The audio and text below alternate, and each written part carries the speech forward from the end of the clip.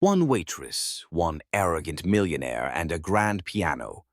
What started as a cruel attempt to humiliate her turned into a moment that silenced the room and shattered egos.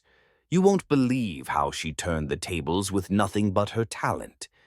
It was a warm Friday evening, and the hum of conversations filled the air at Alain Ducasse, an upscale restaurant tucked into the heart of Raleigh, North Carolina. The clinking of glasses, soft footsteps of servers, and the faint strains of jazz from a corner piano created an ambiance of refined indulgence. Vera, a 25-year-old waitress with a quiet demeanor and an unmistakable spark in her eyes, moved swiftly between tables, balancing plates and smiles. To most patrons, she was just another face in uniform, but inside, she carried dreams bigger than the luxurious dining room around her. Vera's passion wasn't serving tables, it was music. Ever since she was a child, the piano had been her refuge, a place where she could express every joy, every sorrow, and every unspoken thought. But dreams don't pay the bills. Working long shifts at Alain Ducasse was a necessity, a stepping stone toward the music academy she longed to attend. Few knew about her talent, except for the restaurant staff, who occasionally caught her stealing moments at the old upright piano in the back room during break. That night, as the evening rush began to settle, the door swung open and in walked Garrick Grayson. Instantly recognizable, the wealthy entrepreneur made an entrance like he owned the room. Flanked by a few equally polished companions, Garrick exuded an air of superiority. Known for his sharp tongue and penchant for spectacle, his presence made even the most seasoned staff stand straighter. Vera's colleagues exchanged knowing glances. Garrick was not an easy guest. He was the kind who thrived on pushing people's buttons. For Vera, though, he was just another table to manage in a long night's work. But this wasn't going to be a normal evening. As Garrick scanned the room, his gaze landed on Vera. Something about her seemed to catch his attention. A momentary pause, then a smirk. Vera felt the weight of his stare but brushed it off, focusing instead on refilling water glasses and clearing plates. But Garrick wasn't done with her. He'd already decided she was going to be his entertainment for the night. Vera had grown up in a small town in South Carolina, where dreams of grandeur often felt as distant as the stars. Her mother, a single parent and a tireless caregiver, had worked double shifts as a nurse to ensure Vera and her siblings had food on the table. Despite their modest means, music had always been a constant in their home. Her mother's old vinyl records and the out-of-tune piano gifted by a neighbor were the seeds of Vera's love for melody. That piano became her escape. While other kids played outside, Vera spent hours teaching herself to play. She mimicked the songs on the radio, then ventured into classical pieces she found in second-hand music books. Her talent didn't go unnoticed. She played at church, school recitals, and community events. But recognition couldn't mask the financial hurdles that loomed over her dreams. By the time she turned 18, the reality was clear. A professional music career would have to wait. Scholarships didn't come through, and family responsibilities took precedence. Vera packed away her concert ambitions, replacing them with the practicality of earning a living. Yet, she couldn't entirely give up. The piano was more than a dream, it was her identity. When she moved to Raleigh a few years ago, Vera sought out a job at Le Fontaine, not just because of the pay, but because of the grand piano tucked into the corner of the restaurant. Even though she rarely had time to play, just knowing it was there gave her a sense of comfort. Music hadn't left her. It was simply waiting. That night, as Garrick and his entourage took their seats, Vera approached their table, balancing a tray with practiced grace. Garrick ordered a top-shelf scotch and cracked a joke loud enough for the nearby tables to hear. Vera offered a polite smile as she took their orders, her voice steady despite the strange energy radiating from him. Vera, huh? Garrick said, glancing at her name tag. Sounds like someone with a lot of hidden talents. The comment caught her off guard, but she nodded politely and stepped away to place their orders. She didn't notice the knowing grin he shared with his companions, nor the way his eyes followed her every move. But Garrick wasn't just observing, he was planning. And Vera would soon find herself at the center of a spectacle she never asked for.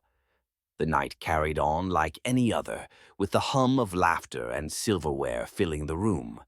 Vera kept her pace steady, avoiding Garrick's gaze as she moved between tables. She had dealt with difficult customers before, but something about him felt different. Not just rude, but calculated. His presence loomed like a shadow, making her uneasy in a way she couldn't quite shake. By the time the appetizers were served, Garrick had already started his performance, though not the kind Vera expected. He held court at his table, loudly recounting tales of his success and peppering in jabs about people who lacked ambition. His entourage laughed dutifully, while other diners shot annoyed glances in his direction. Vera tried to stay focused on her tasks, but as she returned to his table with a bottle of wine, Garrick caught her off guard. "Tell me, Vera," he said, his voice cutting through the noise. "What do you do when you're not carrying plates? Surely a young woman like you has dreams." His words stopped her mid-step. Vera hesitated, then gave a careful answer. "I play piano sometimes," she said softly, hoping to keep it brief. Garrick's eyes lit up, and a sly smile curled across his lips. "A pianist, huh? How fascinating. Why don't you give us a little performance?" Vera froze. The room seemed to quiet, the weight of his words hanging in the air. "Oh, I couldn't," she said quickly, forcing a nervous laugh. "I'm just here to work tonight." But Garrick wasn't about to let it go. "Nonsense," he declared, his voice booming. "There's a piano right there in the corner. Show us what you've got. Surely a future star like you isn't afraid of a little audience." His companions chuckled, clearly enjoying the show. Other diners turned their heads, curious about the commotion. Vera's chest tightened. She could feel the heat of their stares, the silent judgment waiting to unfold. She wanted to say no, to walk away, but Garrick's challenge hung in the air, daring her to rise to it or crumble under its weight. "I really shouldn't," Vera stammered, glancing around for support. But even her colleagues seemed hesitant to intervene. Garrick leaned back in his chair, sipping his scotch with a smirk. "Ah, I see," he said mockingly. "All talk, no talent. That's disappointing." The words hit like a slap. Vera's hands clenched at her sides. She wasn't one to seek confrontation, but the way he dismissed her, like she was a joke, a nobody, cut deeper than she expected. Her mother's voice echoed in her mind. "Never let anyone make you small, Vera. You're bigger than they'll ever know." A moment of silence stretched between them. Vera glanced at the piano, then back at Garrick. His smug expression dared her to take the bait. And against her better judgment, she did. "Fine," she said, her voice steady but low. "I'll play." The room bristled with anticipation as Vera walked toward the piano, each step carrying the weight of both fear and defiance. The dining room seemed to hold its breath as she approached the gleaming grand piano. The soft glow of the chandelier above cast a spotlight on her, isolating her from the murmuring crowd. Her fingers trembled as she slid onto the bench, the polished keys gleaming like a challenge waiting to be met. Behind her, Garrick leaned back in his chair, the picture of smug satisfaction, as though he had already won whatever game he was playing. Vera closed her eyes for a moment, steadying her breath. Her heart pounded so loudly she could barely think. This wasn't the church recital or the cozy community gatherings she'd once known. This was different. This was hostile. But there was no turning back now.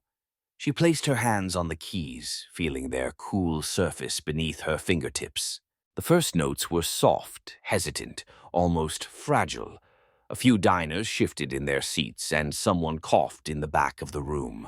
Vera ignored them, her focus sharpening as she leaned into the music. She chose a piece she knew by heart, a soulful rendition of Claire de Lune by Debussy. The melody spilled into the room, weaving through the air like a thread, delicate but unyielding. As her confidence grew, the music swelled. Her hands moved with the grace that belied the chaos inside her, the notes pouring out like a confession.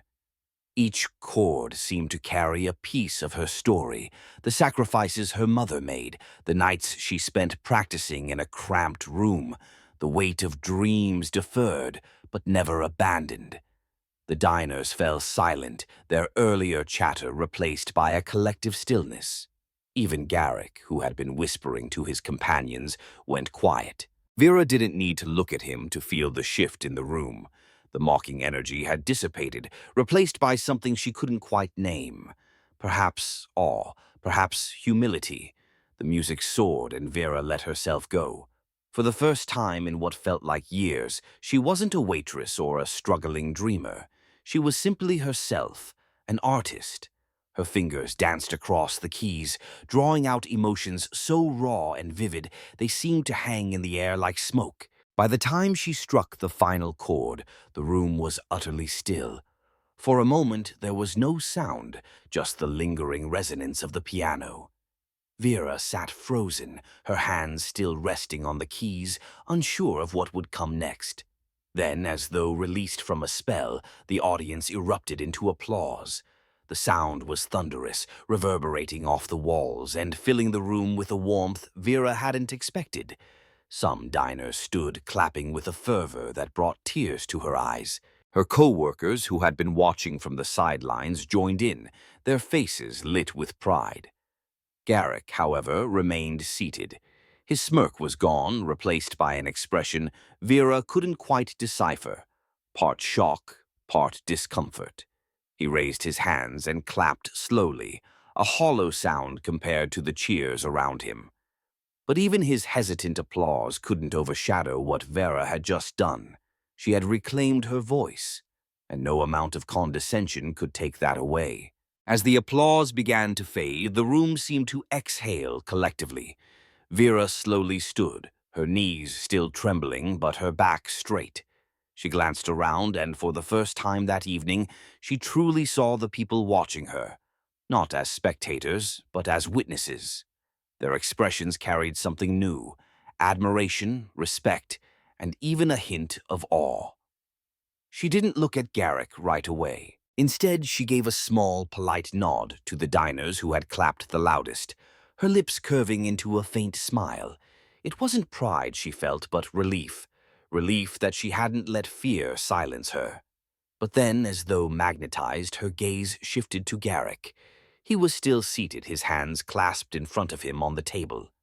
The confident smirk he'd worn so brazenly earlier was nowhere to be seen. Instead, his face was a mask of forced neutrality, as though he couldn't decide whether to admit his misstep or double down on his arrogance. "Well," Garrick finally said, his voice louder than it needed to be, breaking the fragile silence that had settled over the room. "That was unexpected." He chuckled lightly, though it lacked its usual bravado. "I suppose talent really does come from the most surprising places." The comment landed like a dull thud. His companions exchanged awkward glances, unsure whether to laugh or stay silent. Vera tilted her head slightly, studying him. His words were meant to be an olive branch, but they were hollow, weighted down by his inability to truly own the moment. "Thank you," Vera said, her tone steady and deliberate. There was no warmth in her voice, but no hostility either. She wasn't about to let him pull her back into the smallness he'd tried to impose. Her performance had spoken louder than any rebuttal she could offer. Garrick cleared his throat, clearly uncomfortable under the weight of the room's collective gaze. He gestured toward the waiter for another drink, a flimsy attempt to regain his composure. "You've got quite a gift," he added, almost begrudgingly. Vera nodded once, her gaze unwavering. "Everyone has a gift," she said, the weight of her words deliberate. "It's how you choose to use it that matters." The room seemed to hold its breath again, the subtle sting of her response rippling through the air. It wasn't loud, it wasn't aggressive, but it was enough. Garrick shifted in his seat, his usual air of dominance slipping further with each passing second. The diners began to turn their attention back to their meals, though the energy in the room had shifted entirely. Where there had once been the quiet hum of privilege and pretense, there was now something richer, a shared understanding, perhaps even respect for the waitress, who had reminded everyone of the power of authenticity. But Garrick wasn't just humiliated. He was exposed, and no amount of charm could shield him from the truth. Everyone in the room now saw. Vera stepped away from the piano, the weight of the moment settling in her chest. Her colleagues greeted her with quiet smiles and subtle nods of encouragement as she returned to her station. She still had a job to finish, but something about her posture had changed. Her head was held a little higher, her movements more deliberate. Garrick's table had quieted. His entourage, who had laughed so freely at her expense earlier, now avoided eye contact. Their conversation was subdued. The bravado that once filled their corner of the restaurant had evaporated, leaving only an awkward silence in its place. The night continued, but Vera felt lighter. Each step she took through the dining room felt more purposeful, her confidence blooming in a way she hadn't expected. As she refilled glasses and cleared plates, patrons stopped her to offer kind words. "You're incredible," one older woman said softly as Vera set down a coffee cup. "I don't think I've ever heard anything so moving." "Keep going," another man added. "You've got something special. Don't let anyone tell you otherwise." Vera thanked them with quiet humility, her heart swelling with gratitude. These weren't just compliments. They were validations of everything she'd worked for, everything she'd dreamed of becoming. Garrick, however, was not so gracious. As Vera approached his table to deliver the check, he looked up at her with an expression that teetered between annoyance and reluctant admiration. "You've made your point," he said, his tone clipped. "No need to rub it in." Vera paused, meeting his gaze directly. "It was never about proving anything to you," she replied, her voice calm but firm. "I just wanted to play." Garrick had no response. He fidgeted with his drink, his once commanding presence reduced to an awkward shuffle. The power dynamic had shifted completely, and everyone at the table knew it. As Garrick scribbled his signature on the check, one of his companions, a younger man with a softer demeanor, looked at Vera and said, "You were amazing, truly." The sincerity in his voice caught her off guard, and for a moment she saw a flicker of humanity in a group she had written off as shallow. "Thank you," she replied, offering a small smile before walking away. The night ended with Garrick and his group leaving quietly, their usual grand exit replaced by a hasty retreat. Vera watched them go, feeling neither triumph nor bitterness. She wasn't thinking about Garrick anymore. Her mind was already on the next step. The tips from that night were unusually generous, enough to cover her rent and leave a little extra for piano lessons she'd been postponing. As she locked up and walked home, the crisp air filling her lungs, Vera felt something she hadn't felt in years. Certainty. She wasn't just a waitress, and she wasn't just a dreamer. She was an artist, and nothing, not mocking words, not financial struggles, not fear, could take that away from her. But as she walked, her thoughts weren't on the night's conflict. They were on the future, where her dreams finally felt closer than ever. Vera sat on the worn bench in her small apartment, her fingers gliding over the keys of her old upright piano. The sound wasn't as crisp or rich as the grand piano at La Fontaine, but it didn't matter. The music came from her heart, just as it always had. That night, something shifted within her. Not just a moment of triumph, but a realization that her talent wasn't something she needed to hide or justify. It was hers, and it was enough. In the days that followed, the events at the restaurant became something of a local story. Patrons who had witnessed her performance shared the tale, and word began to spread. A few days later, Vera received a call from a man who had been dining that night, a music producer visiting from Nashville. He wasn't offering fame or fortune, but a chance to record a demo, a step towards something she had only dared to dream of. Vera agreed, not because she believed it would change her life overnight, but because it felt like a door opening, one she wasn't afraid to walk through. For years, she had let fear and doubt whisper lies into her mind, telling her she wasn't enough, that her dreams were too big. But now she saw the truth.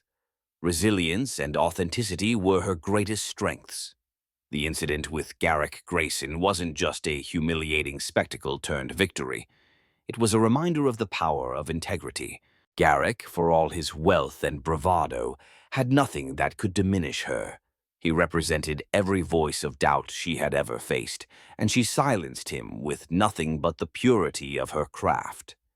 To anyone watching her story, Vera's message was clear. Never let someone else define your worth. The world is full of people like Garrick, people who project their insecurities onto others to feel powerful. But true power comes from staying rooted in who you are and letting your passions speak louder than their ridicule. As she closed the piano lid and rested her hands on the faded wood, Vera smiled.